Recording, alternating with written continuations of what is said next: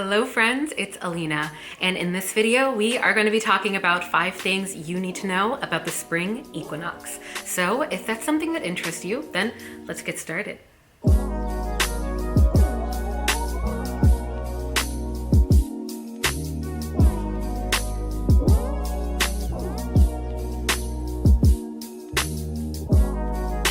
What is up, y'all? How you doing? I hope you're doing well.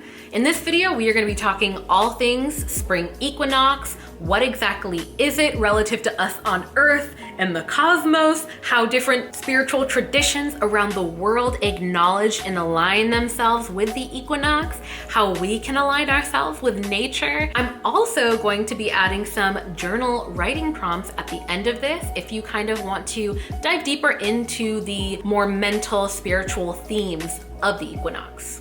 And by the way, a majority of what I'm going to be talking about in this video comes from the Auralign Astrology Planner. It's a planner that I actually created that has seasonal wellness guides, notifications for every major astrological event going on in any given year, full and new moon ritual pages, and so much more. So if you enjoy aligning yourself with nature and the cosmos, I highly recommend checking out the links in the video description or on the screen. And with all of that said, let's dive into this.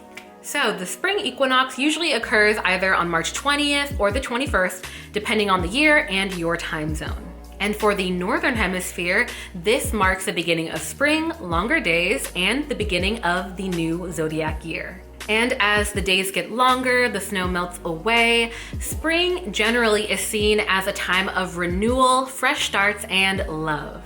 And this can be mirrored in our own behavior through cleansing, whether it is our physical body, our soul, our mindset, or even our home and our physical space. The Latin word equinox actually translates to the phrase equality of night and day. And this is a description of the unique equinox moment, the day where we have equal daylight to nighttime hours. This is also why energetically there is an overarching theme of balance and equality on the day of the equinox, whether it's now in the spring or in the fall. So what are some traditional spiritual and seasonal equinox practices? In ancient Egypt, they actually celebrated the resurrection of their sun god Horus, along with the return of one of their spring gods. And this story of resurrection, these themes of fertility through the symbology of eggs and new life, are all themes and storylines that predate our traditional stories of Easter. Ancient Egyptians even based their annual calendars, the placement of the Sphinx,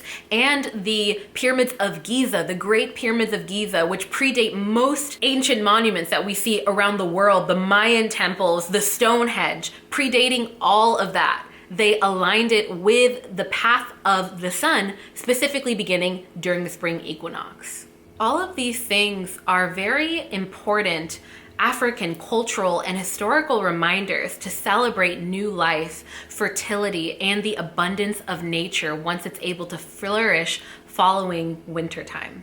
In Ayurveda, a 5,000-year-old Indian traditional healing science, the spring Ayurvedic dosha called Kapha has qualities of lubrication, protection, and growth. So incorporating things like breath exercises and outdoor activities at a time like this is very much in alignment with these traditional understandings of where we as humans play a role in these phases of nature and how to maintain balance in the process.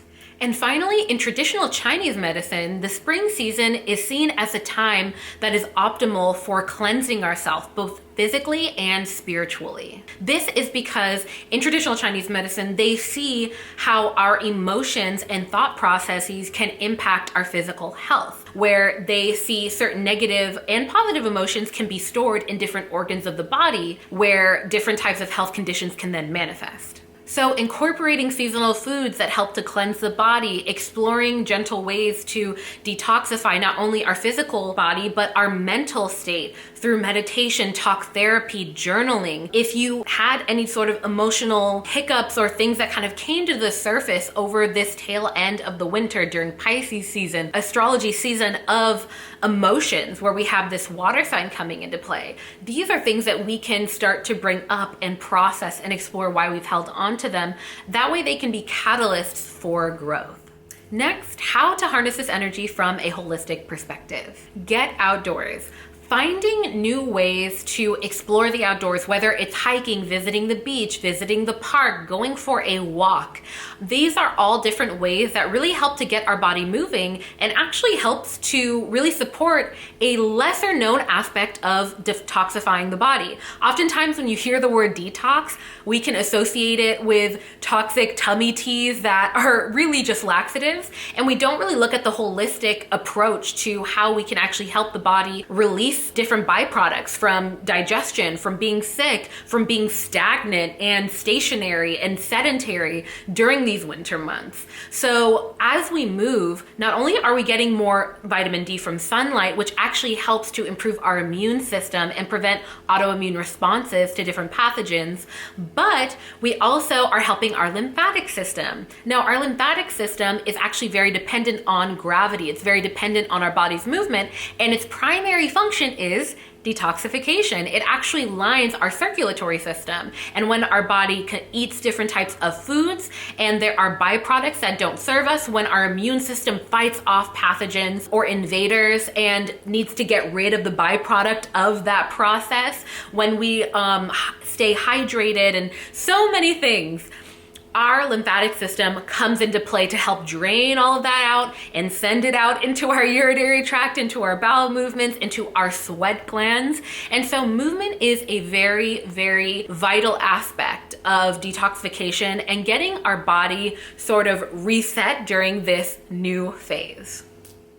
Eat seasonal foods. So not only are seasonal foods usually a lot more affordable when you buy them in season, but in many traditional medicinal practices, there is this overarching theme all over the world where they acknowledge that oftentimes foods that are in season are foods that actually help us stay balanced during that specific season. A good example of this is during the fall, we have all of these root vegetables being ready for harvest. Right before we go into hibernation and stay in our homes during the winter seasons where we can't go out and pick the lettuce and pick the fruits off the trees. These are nutrient dense, calorie dense foods to help us survive the winter. Now in spring, we actually see a lot of delicious fruits, a lot of delicious leafy greens that again help with the gentle cleansing of the body, help with circulation after being in this stationary state in the winter, and a lot more.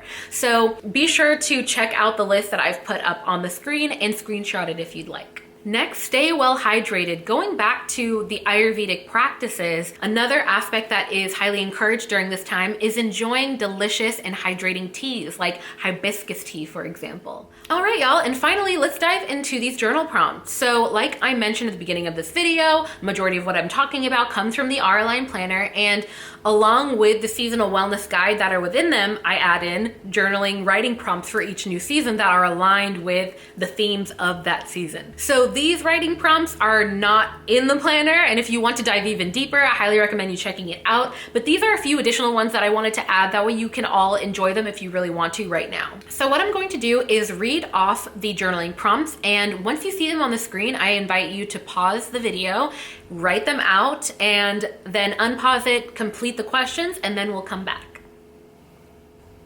What are your favorite outdoor activities, and how can you incorporate them this season? Fertility can mean more beyond the creation of life. What is something that you enjoy creating?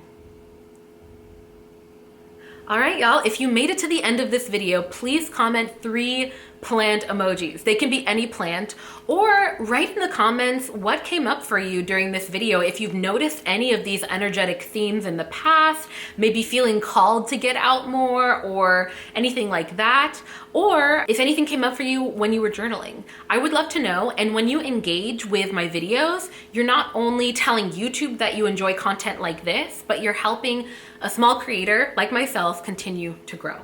And if you aren't already subscribed and you made it to the end of this, it doesn't hurt you to do it. It would be so appreciated. And I make general full and new moon videos talking about the astrology of it, the forecast. I do guided meditations. And the whole focus of my channel is really to find like-minded people like yourselves who are interested in aligning ourselves with the rhythms of nature rather than the rhythms of, I don't know, the economy or the workforce, just kind of reconnecting with those patterns, if that makes sense. All right, y'all, with all of that said, I will leave you with my favorite quote, and that is, be gentle with yourself, because life is about the journey and not the destination. Okay, bye friends.